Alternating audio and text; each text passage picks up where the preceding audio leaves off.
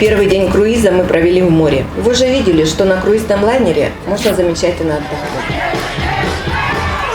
Мы наслаждались необыкновенными видами, купались в бассейне, посмотрели шоу-программу.